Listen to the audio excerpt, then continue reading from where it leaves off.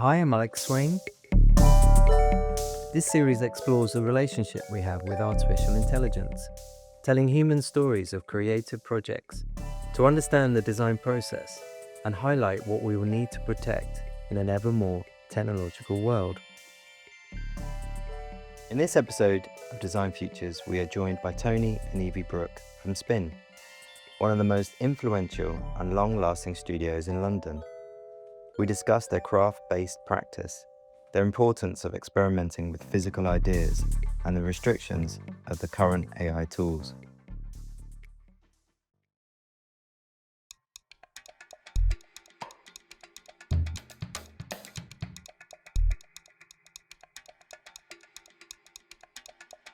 Hi Evie, hi Tony.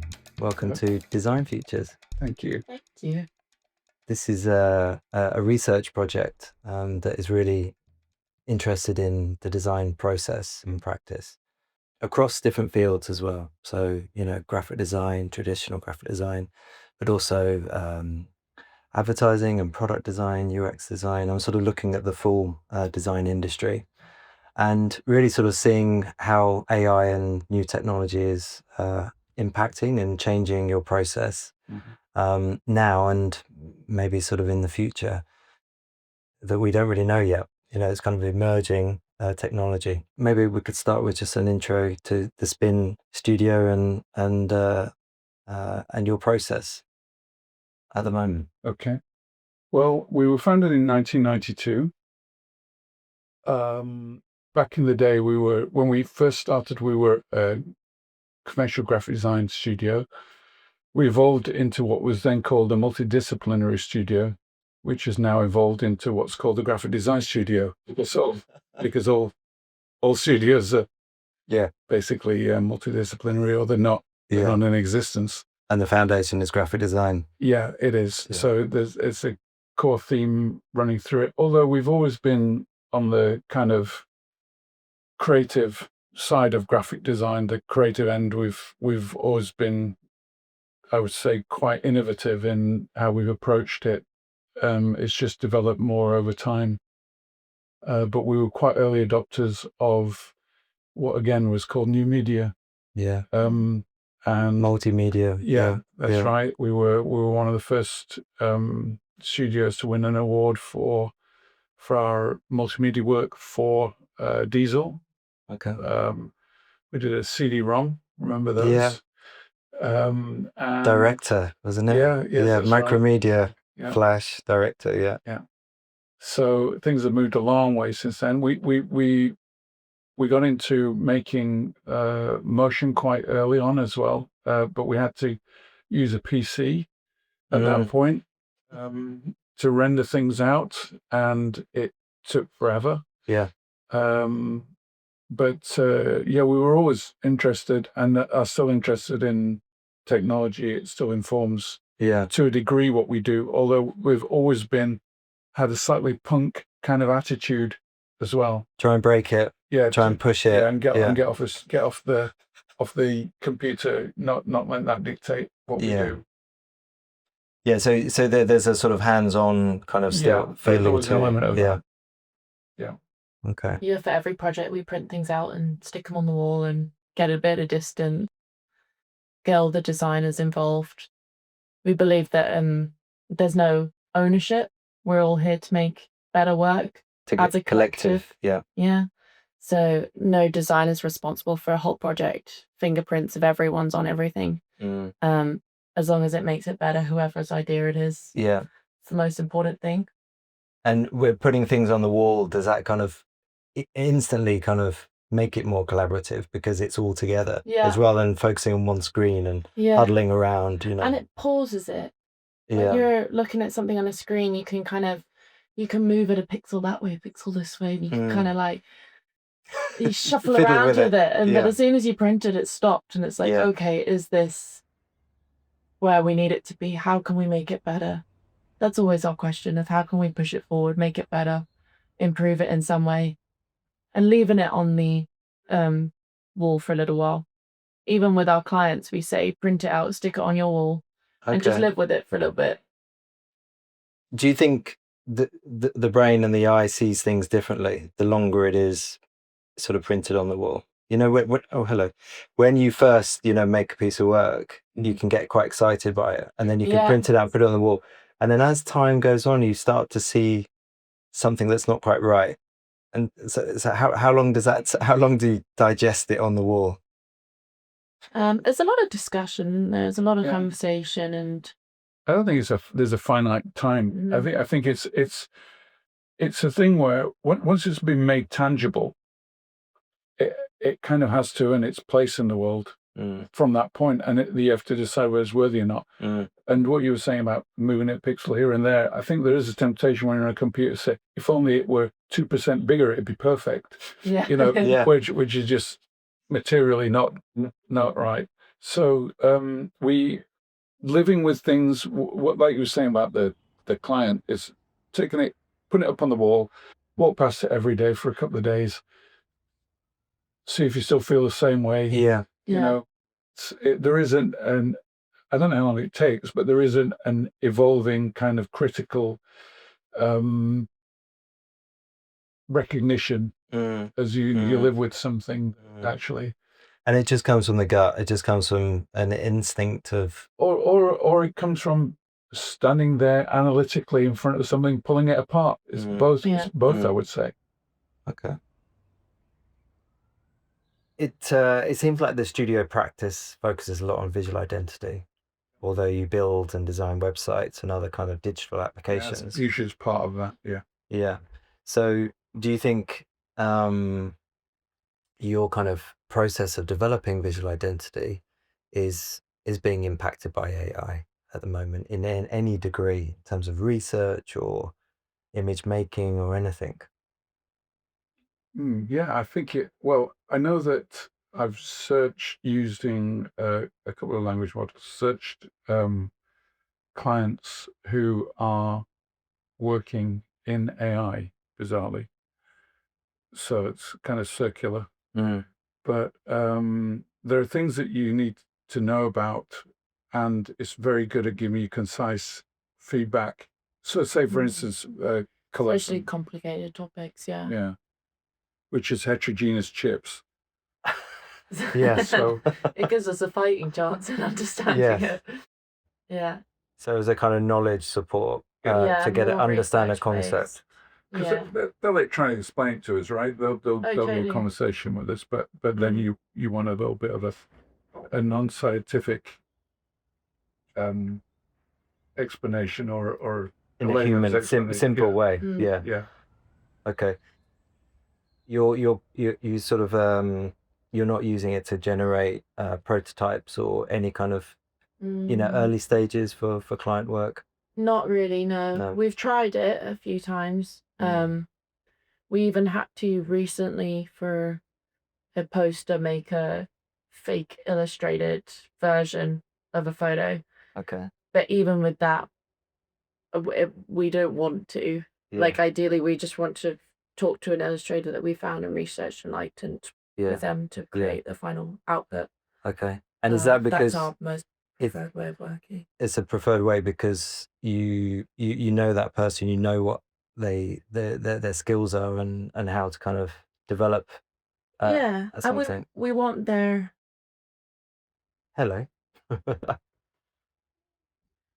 we want their interpretation. We've researched the illustrator or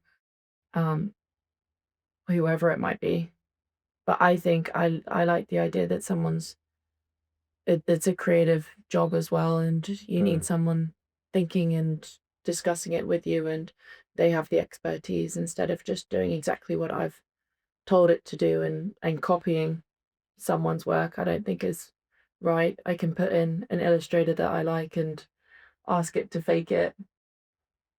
But that doesn't really happen that often. Normally we iterate in the studio, sketch things on the board, talk things through, find some references, but we make everything in-house. All our visuals we make out in the pod. We paint and make textures and photograph.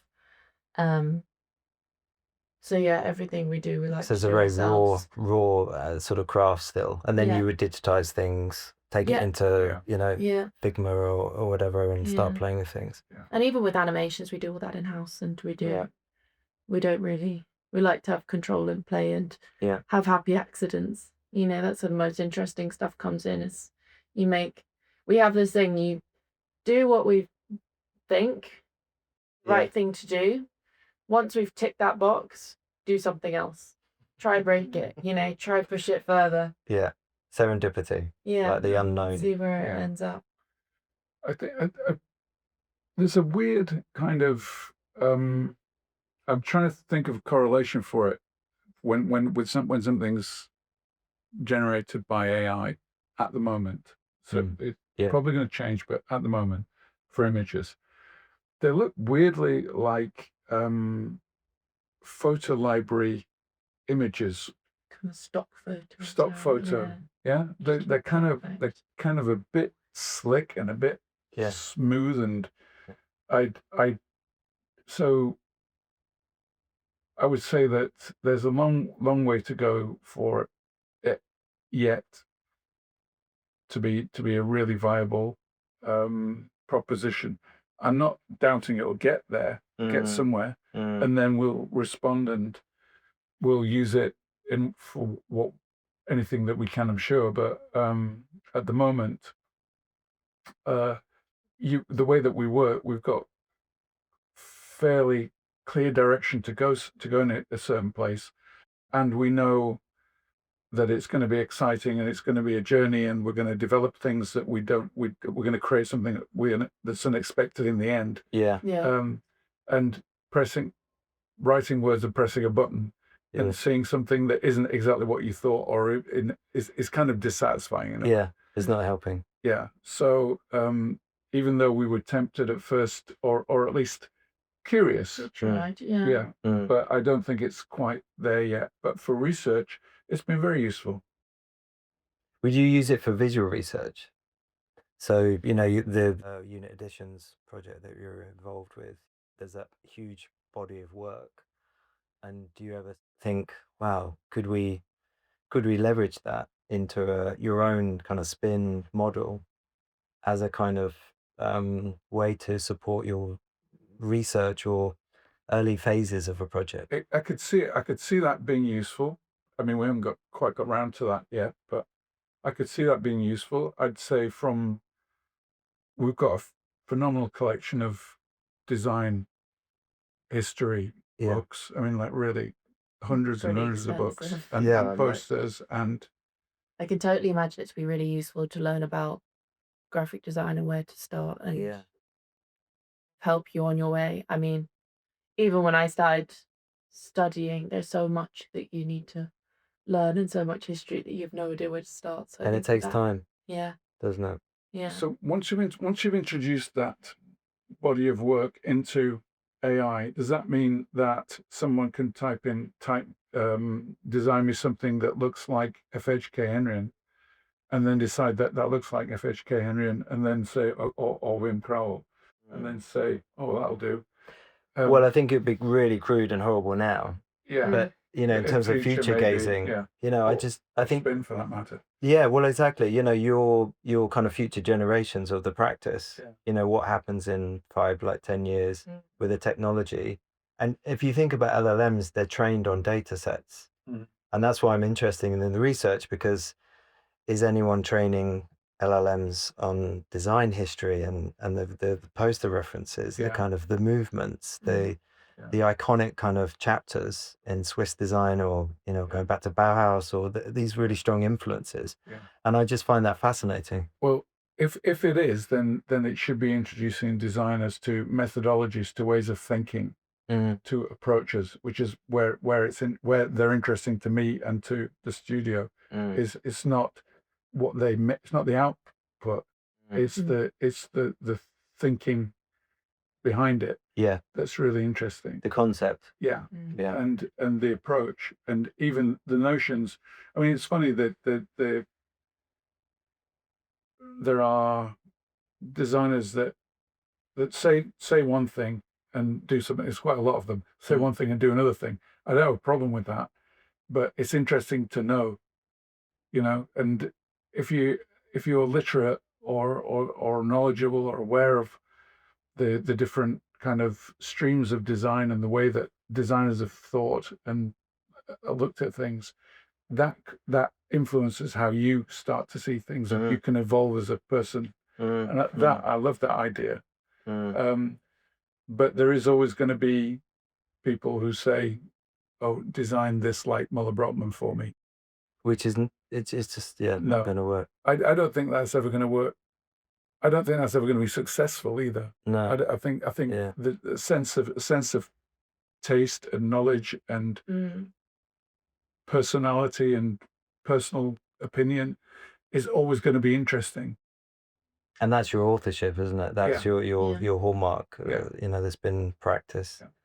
It's unique to you because you're human and you have your own influences and you get excited by certain design aesthetics. We have a belief of when a client comes to us, they come because they want our opinion, they want Spin's approach. So we never try and make something because it's what we think they might want to see. We'll make what we think it should be, and we might scare them a little bit or surprise them or have a different take on it. But we've got to trust that they've come to us because they like what we do and we make. There's always an ambition to hear what they're saying and delight and surprise them anyway. Would you give multiple routes? Do you sort of do a save through? Yeah. There's a fantastic one thing experienced teachers use is to don't present anything that you're not going to be really happy working on, because they will choose that 100%, and you're going to be and especially when it's an identity, you could be working on that for a year or more. Yeah. So you'll see it for longer. Yeah. So just don't do that. So if you're gonna show 1, 2, 3, 4, 5 routes, whatever it is, make sure that they're all things that you would be absolutely delighted if they chose. Okay. Interesting. In terms of your client relationships, have you seen that they have been inspired to sort of come up with their own ideas, maybe playing with the tools, and then they come to you and they say, well, we've explored and it didn't really work out? We've had a couple recently, actually, both who work in AI and science, where they've come, they're very familiar with AI and know the extent of how it works, and they've come to us with a ghastly looking logo, and they're saying, but we're giving you the same brief, like why aren't we happy with this? Because it's exactly what I wanted in my head, you can say what you want it to represent and what you want it to be, but they've come to us and said, okay, we really understand what you guys do, which is quite good in a sense. They understand of our value because they've tried it and it's not done what they wanted to do, or it's not challenged them, it's not explore different options or different views on it. They've just been a kind of yes. So they've tried to describe it just using natural language, and it just So there's an element of the unknown, basically, and taste, and insight, and the wonderful thing about people is that we're so weird. I mean, we're going to come up with things that are lateral and unexpected, and predictability is quite boring, isn't it, really?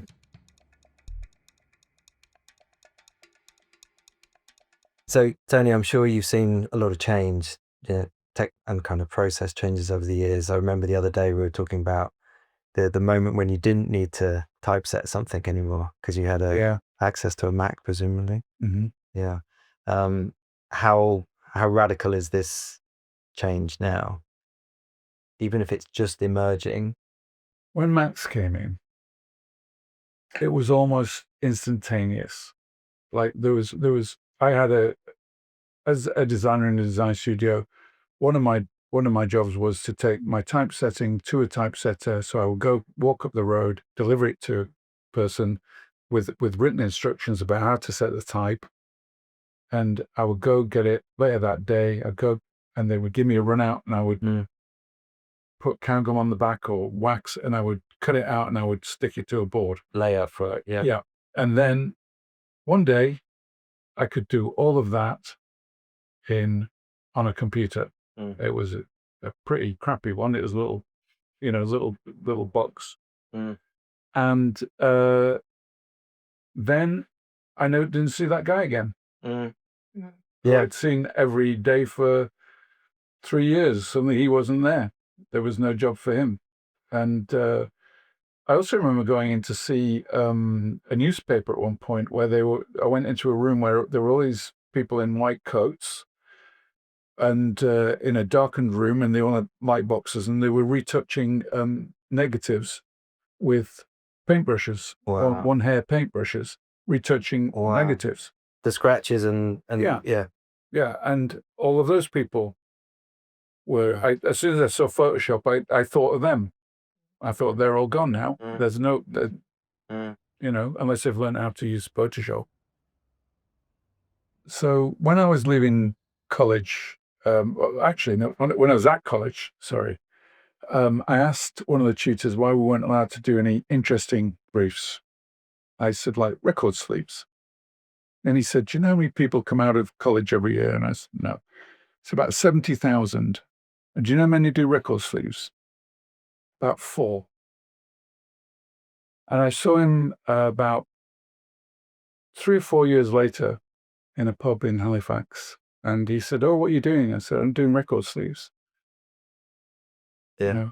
But the point was that 70,000 people coming, I mean, his point was kind of sound that a lot of people are coming out of college who are trained to with a certain way of working, quite often not technical. Actually, your education was technical. Yeah. But you don't need that many designers coming out of college every year. And so it might be that the pool narrows down, and the pool narrows down because there aren't that many art workers that are needed to do production, or that there aren't that many retouchers needed to work on Photoshop because.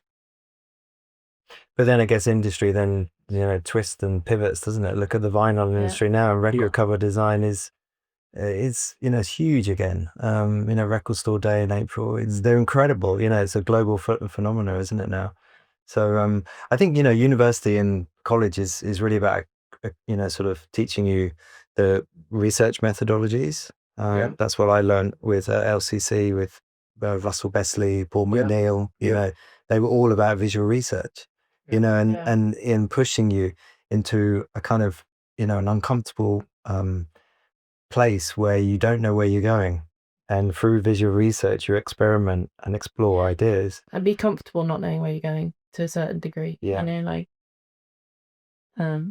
only reason, I went to a college in Dublin with Dave Spin, IADT, and that was, I wanted to study graphic design after seeing, I was in the University for Creative Arts in Epsom in London, and it was the same time that Spin was doing the identity for the uni.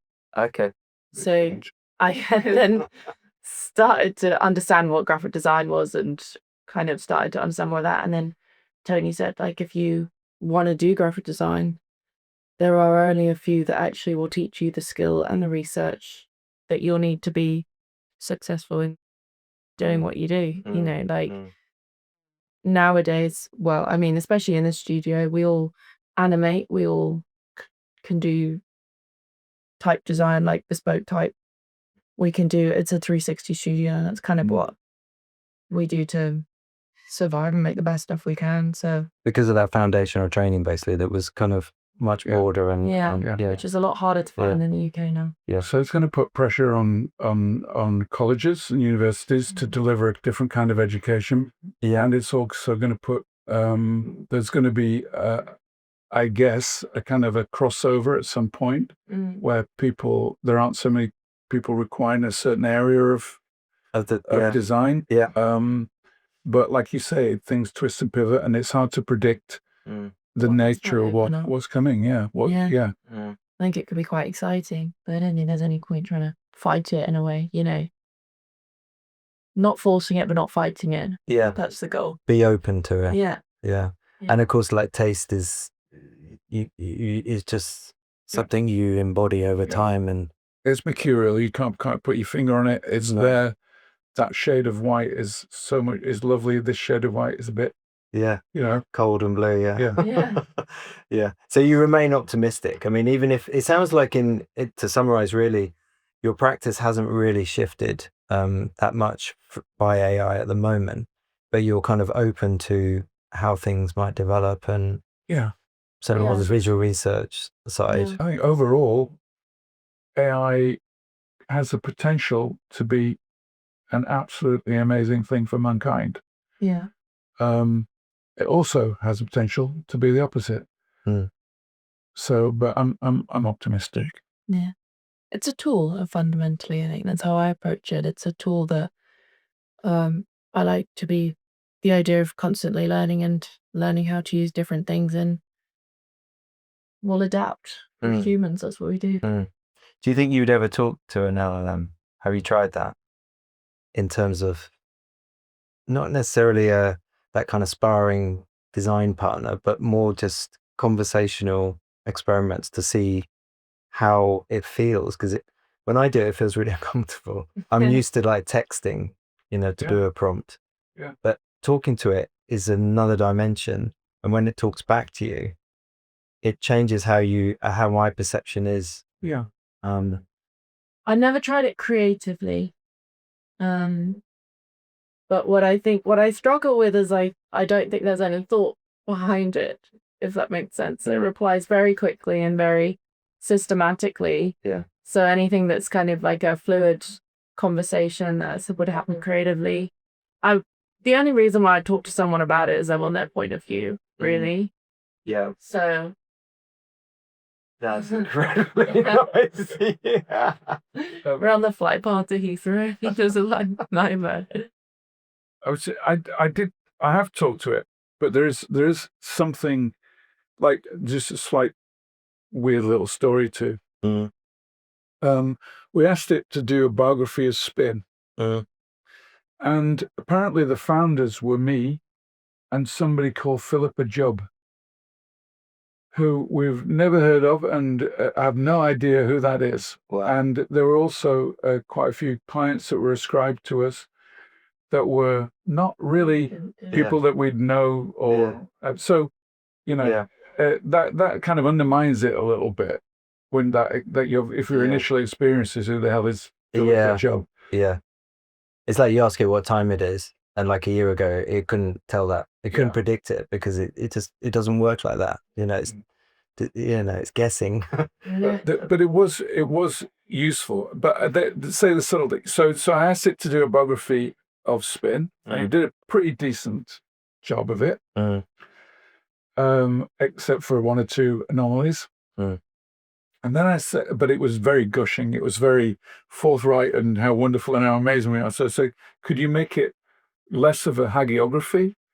And suddenly we were absolute shit. We were just a waste of space. And we were, So there wasn't a balanced voice between, it wasn't a subtle move between the two states of your wonderful and your not so wonderful. And that then feels like a lack of intelligence, doesn't it? Yeah, it does. And it just sort of clouds your opinion of it. But so you remain still open about?